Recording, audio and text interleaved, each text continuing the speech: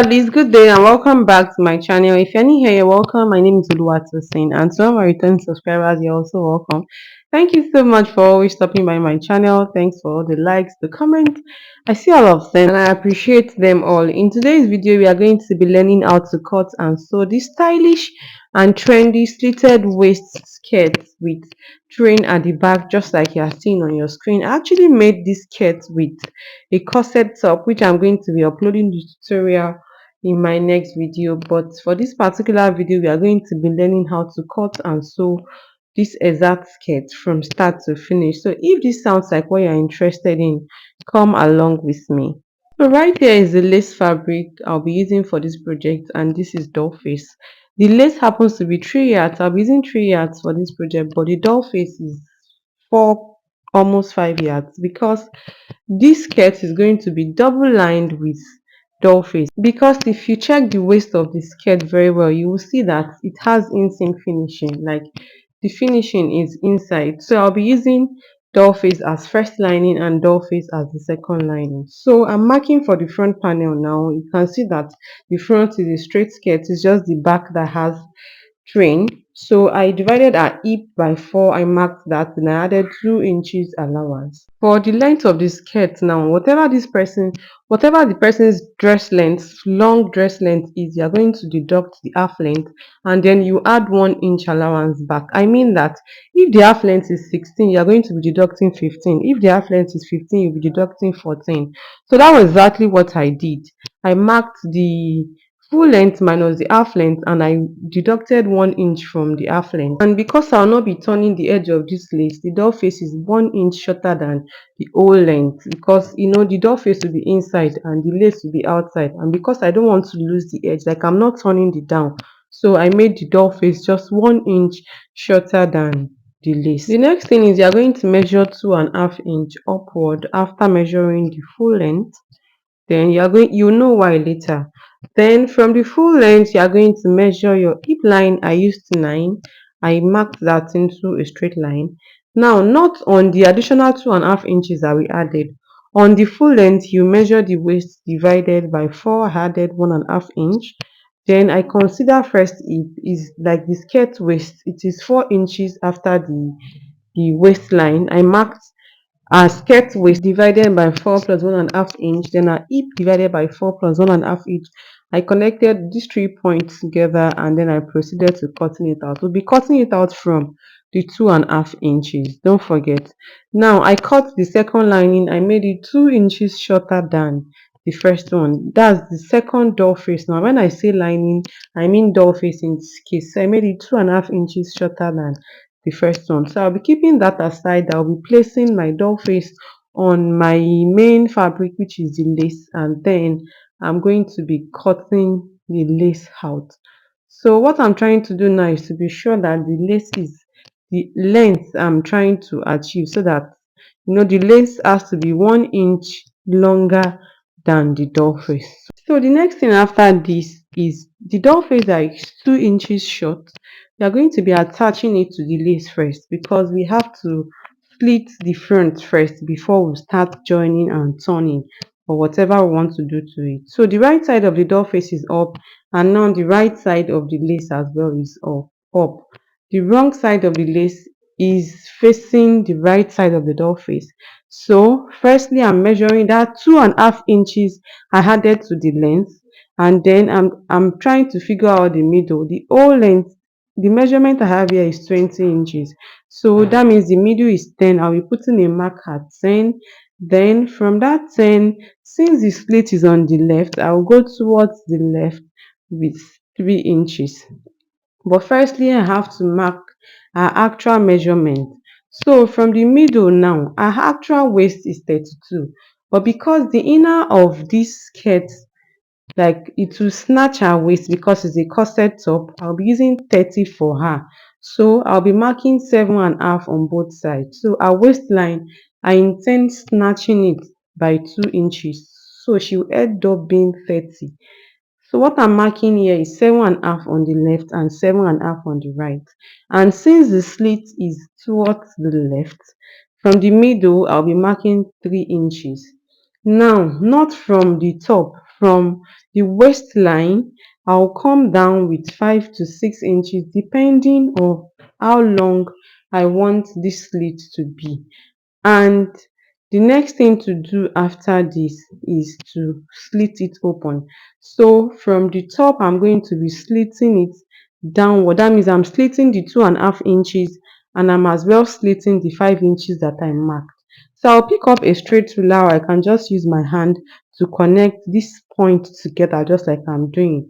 From that part that I slitted, connect it down to the 2.5 inches and trim it out. That means this 2.5 inches, the only place we need it is that pointy area where we need to fold down so that it will be longer than the whole skirt length. I hope you guys get what I'm trying to say. That was the reason I added the 2.5 inches initially, so that that place will appear longer, like longer than it's supposed to be. So the next thing to do is I'll put the door face that is serving as the lining on the first door face, and then I'll trim it out. While I'm doing this, please, wrong side has to face wrong side so that it doesn't give me problem when when it's time to sew. Now, and I didn't cut the other door face open, I left it like that.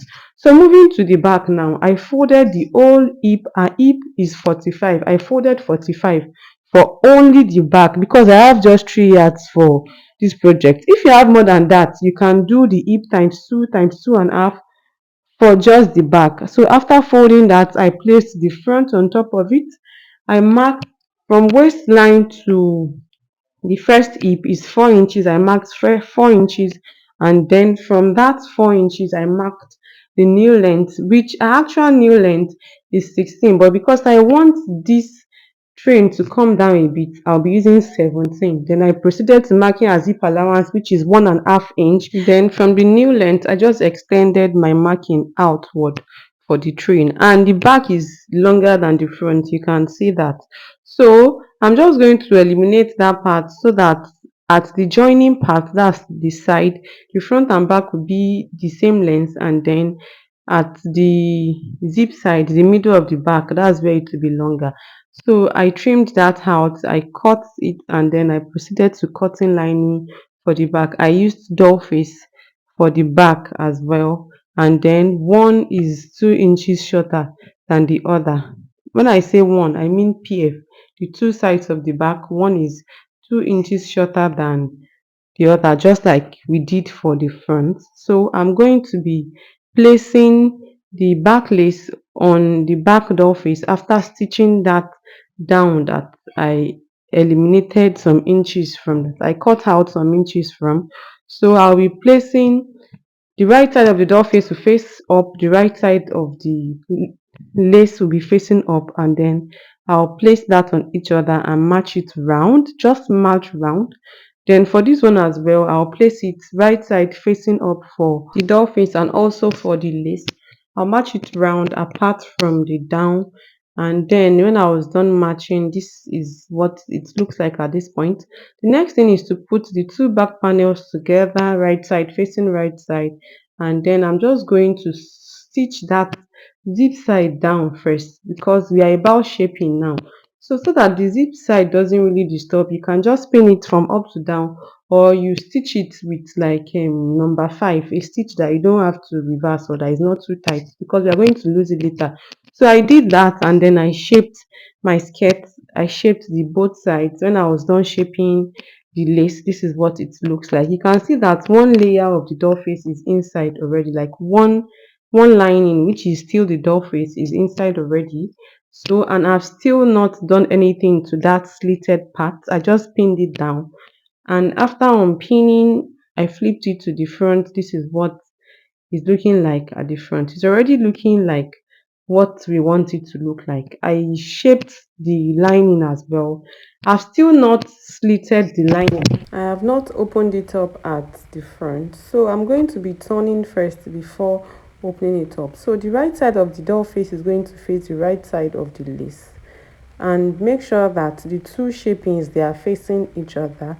So I'm just going to arrange it like that, right side of the lace facing the right side of the doll face, and then the two joinings have to be on each other. You can even pin the joining down so that they don't shift, and then I'll be turning the slitted part first. I'll turn to one direction and then I'll turn to the other direction as well. I'll be turning the two zip allowance and then I'll be turning the slitted part with hemming gum so that it can stick down when I flip it to the right side and press. It can stick down to the door face will stick down to the lace. So I proceeded to doing that, and when I flipped it to the right side, to the wrong side now, you can see what the wrong side is looking like from inside. You can see that it is an inseam finishing. The next thing to do is to fix my zip. I'm just going to put the two zip allowance together, making sure right side is facing right side, and then I'll pick where I want my zip to stop. That's how long I want my zip to be. And when I'm done doing this, I'll stitch down the rest of the back and fix my zip. And after all being said and done, this is what my skirt came out looking like. You can see that this is so beautiful and adorable. I have another detailed video that talks about how to cut an A-shaped skirt with Godet. That's train that you cut separately and attach to your skirt, not train that is cut together like this one. I'll be putting the link up and also in the description box. I hope someone found this video helpful and interesting. If it has been helpful to you, don't forget to give this video a thumbs up. If you have any question, do not hesitate to ask me down in the comment section. Thank you so much for sticking with me from the beginning of this tutorial till this point. I'll see you in my next video. Bye bye.